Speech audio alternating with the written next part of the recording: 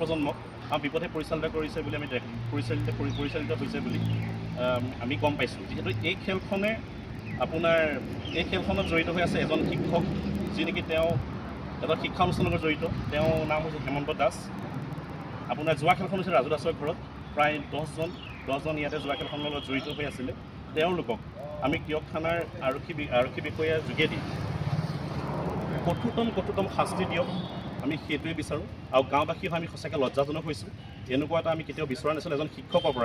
এজন শিক্ষকৰ পৰা এনেকুৱা এটা আমি যোৱা খেল মদৰ আড্ডা কেতিয়াও কল্পনাই কৰিব নোৱাৰিছিলোঁ। তেওঁ আমি অকণমান সন্দেহ কৰিছোঁ। তেওঁ স্কুলত গৈ পিনে, তেওঁ বিদ্যালয়ত গৈ পিনে, তেওঁ শিক্ষক হিচাপে তেওঁ উঠি অহা প্ৰজন্মক কি পাঠদান কৰিছে, তাক লৈ আমাৰ অকণ কুৱেশ্যন হৈছে। সেইকাৰণে কওঁ, আমি হাতযোৰ কৰি এটা অনুৰোধ জনাইছোঁ আমাৰ আৰক্ষী বিষয়া, তিয়ক থানা আৰক্ষী বিষয়া ভাৰপ্ৰাপ্ত বিষয়ালৈ, কঠোৰতম শাস্তি দিয়ক, দোষীক কঠোৰতম শাস্তি দিয়ক। আমি গাঁওবাসী হৈ সেইটোৱে বিচাৰিছোঁ।